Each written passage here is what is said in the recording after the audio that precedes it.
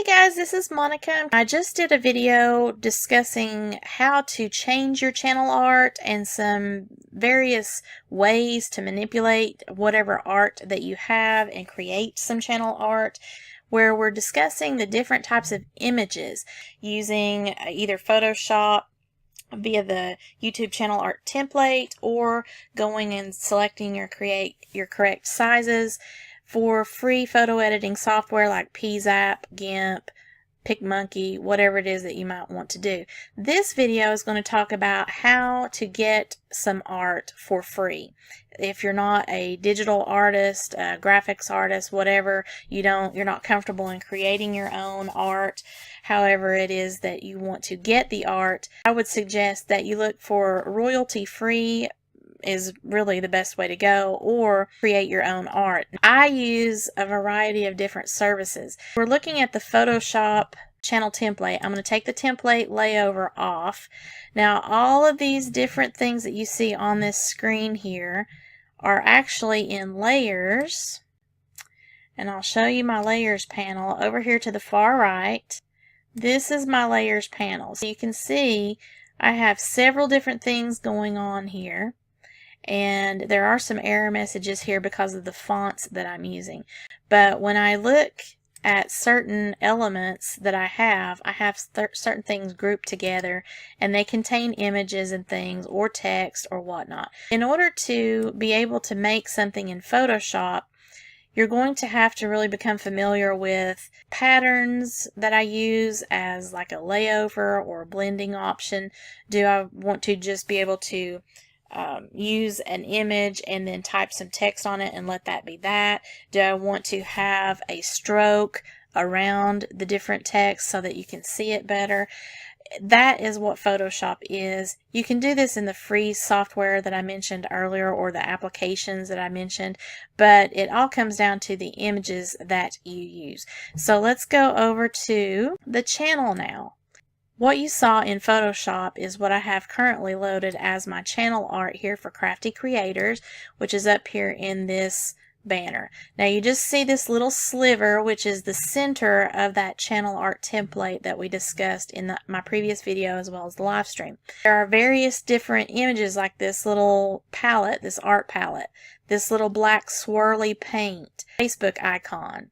All of these different things are components that I use to layer with clip art and various background images and things so that I can then create my channel art. In order to use the various components, you can get images to help you with whatever it is that you're creating.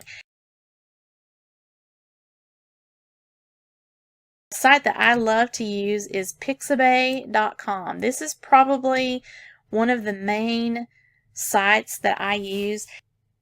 When you're using the app on your iPhone or the desktop version of Pixabay.com, when you are given the option to select royalty-free images, it more than likely will pull those images from Pixabay.com. So if you want some sort of image, let's say you want something to do with art, which I have to deal with quite frequently because of Crafty Creators, I just typed in art and it pulled up 41,792 free images of art. I can use all of these images that you see here for backgrounds, making cards, doing videos, pulling them into Canva. Whatever I want to do, I can use those in whatever I create. Those are royalty-free images from Pixabay.com. And I do love this website because there's all sorts of things that you can find here. Speaking of Canva, I showed it to you in my earlier video talking about customizing your YouTube channel art, but also in the live stream I mentioned it. This is something that you can get all kinds of backgrounds and images when you search whatever layout or whatever you're trying to create, a template. If you're using a template, they give you all sorts of images. It says you can search the images here. So let's search art here at Canva. So you see, you might get several of those same images that you just saw at Pixabay. Any royalty-free images that Canva has access to will show up here and you will have access to them as far as elements and designs. You see though that they do have some that are actual paid images, which shows the little Canva watermark over top. That means that I'll have to pay $1 in order to use that particular image if I wanted to apply that to the template that I'm using over here or whatever it is that I'm creating. Otherwise, if I want to use something, as long as it says free, that is a royalty-free image there that I have access to. So that's really neat as far as Canva goes. Now, some other things that you might want to try, if you have the Adobe Creative Cloud, you can use the Adobe Stock, and it automatically pulls that up because you are subscribed to the Creative Cloud in general. You just download Adobe Stock to your desktop or your iPad, your whatever it is that you're using to access Adobe Creative Cloud, and you can have access to Adobe Stock's images. Otherwise, if you just go as a standalone feature, you can try it Adobe Stock free for 1 month. You get 10 stock images free for that 30-day trial, and then you can go and pay $29.99 a month for it. I do not do that because I do use Photoshop and Illustrator and Premiere Pro. I am using the Adobe Creative Cloud suite of applications on my desktop, and then that also gives me access to it via my phone or whatever other device that I am wanting to use to do edits and things with, but typically that's either my iPhone or my desktop. This is an option here for Adobe Stock. You're not going to get free 100% free images unless you're doing this free 30-day trial. You have to be very careful because the images that have the watermark on them you cannot use with the watermark, otherwise you will get in trouble. So if it is a legitimately free, like you see it says royalty free assets, you need to check what those assets requirements are before you can use them. We also have a website called dreamstime.com. I have used that for 2 different purposes. I have used it for the free images as well as the paid membership or the credits per images. A lot of times, because I don't need a monthly subscription to these graphic services, I will just pay a certain fee, maybe $10 for a certain amount of credits, and then get whatever images that will cover for my particular need at that given time. So if I wanted to say art here at Dreamstime, it's going to pull up a whole slew of things that I would have access to either via royalty free, or if I wanted to pay for specific images, if they have a particular price you can see here, and a particular license you can see here, because they have royalty free, editorial, exclusive, and whatnot. If I were to select royalty free and hit apply, then all of those that are in the royalty-free genre here at Dreamstime would come up. Here it still says that there's 7,316,644 results. So that's quite a lot here, and it will give you each individual photo's requirements. Like if I clicked on this particular one here, which is really cool, it's a royalty-free stock photo. It gives you all of the sizing options that you have, and it's also a free download here. So, you just have to really be cautious of what site you're on, what are the requirements, what is it? Is it royalty free? Is it Creative Commons? You've got to really be careful with what you're looking at. 123RF. I wanted to show this site because I have gotten music and video as well as photos from this site, but I have done it usually within the credits, or like this option gives you a subscription or per pack. Before, I have done 5 images. I did not pay the $39 because I also at that time had a coupon code. That's something else that you might want to do an internet search, but I wanted to show you that you have 3 options of plans for photos. Now they have differences on music and video options. This is just your photo options here. You have a download pack where you can do 5 or 25 images for a certain amount. You can have on-demand credits, which is saying here your most popular option is $39 for 40 credits. But I will tell you that one photo can take 40 credits. So, you know, you're not necessarily getting a huge deal if you do the on-demand that way. You just have to, you know, look and see what your needs are as opposed to what's available here. And then you also have a monthly subscription plan. Depends on how graphics intensive your needs really are as to if these monthly subscriptions are worthwhile for you. I just typically use the royalty-free options through Pixabay and Canva's internal search system, as well as Pixab's internal search system, or the Adobe stock that is a part of my Creative Cloud option here. I do not typically pay for a monthly subscription unless I am talking about per credits through Dreamstime or iStock Photo, or possibly even Shutterstock, although Shutterstock is pretty expensive too. So if you just do a quick Google search, I mean, you're going to find there are all sorts of different royalty-free and free stock photo places. I know that I have used some from Photo Search before. iStock Photo is another good one. Pixabay is my favorite. Now, some people really like this Unsplash. I don't think I have ever used any from there. Shopify, I did not know that they had anything to do with royalty-free images, but give them a try. Freepik.com is another good one. Canva, of course, I've talked about.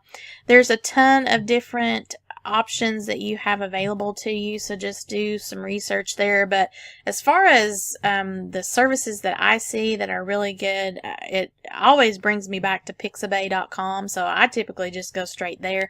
That gives you some information there as far as trying to maybe jazz up whatever your artwork is that you're using for whatever, you know, needs that you have, whether it's your social media banners, your clip art needs, because they do something that I do like about Pixabay and Canva and Pixab. They have illustrations, they have artwork, they also have things that you could utilize for clip art, which are the individual components like these little art palettes here. I mean, there's so many different things that I can pull. And I have created some clip art using Photoshop. I will say, as someone that does make digital graphics and things that I sell, the Adobe Illustrator is best for creating your own clip art or logos because of the vectored artwork that you have, as opposed to layering things in Photoshop, because those they can actually become pixelated since they are not vectored. Which, you know, just do some research there to find out the difference in using vector artwork versus just your regular clip art. Something that I enjoy doing, though, is in Photoshop using clip art to create scenes, or working with templates where I can create cards, invitations, all of these sorts of things, because for my needs and purposes that works out very well. I'm not really into drawing so much because I'm not talented in that way. I do kind of dabble around in it, but I primarily, when I create my own clip art, will work in shapes. And if I need to distort shapes or create something a little bit differently than what I'm able to utilize with shapes, that's when I'll move over into Adobe Illustrator. But you don't really need to go that far into in depth in creating your channel art for Facebook banner or YouTube channel or Twitter banner or whatever your needs are. If you're just trying to layer some things that look good together and get your main point across for those types of purposes, then utilize these royalty-free images and things that I've been discussing, and that will help you out immensely. You want to be sure that your images are clear and crisp so that you do not have any kind of blur, you don't have any hidden watermarks because they're not really a royalty-free image, and you have full permissions and licenses to use those images if you're not creating them yourself.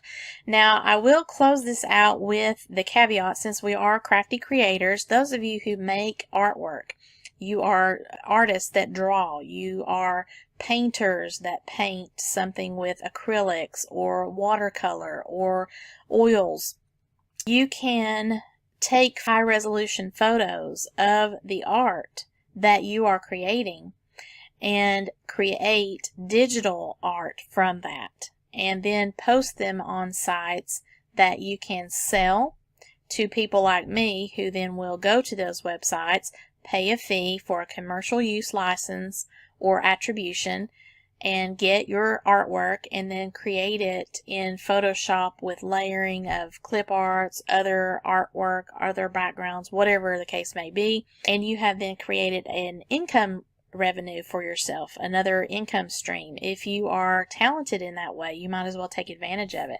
If you have found this helpful, please give me a thumbs up that you have liked this video. If you have any suggestions or comments or questions, please leave that down below in the comment section and I will respond to you.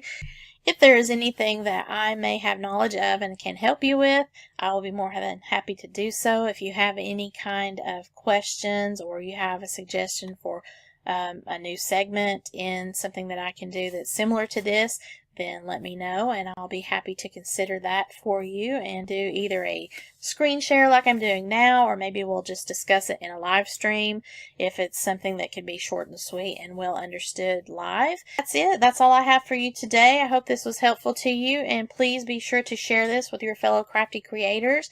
If you have not already, join our Facebook group, and I hope that I will see you on our future live streams for Wednesdays at 12:30 Mountain Time. Have a craftacular day, y'all. Bye!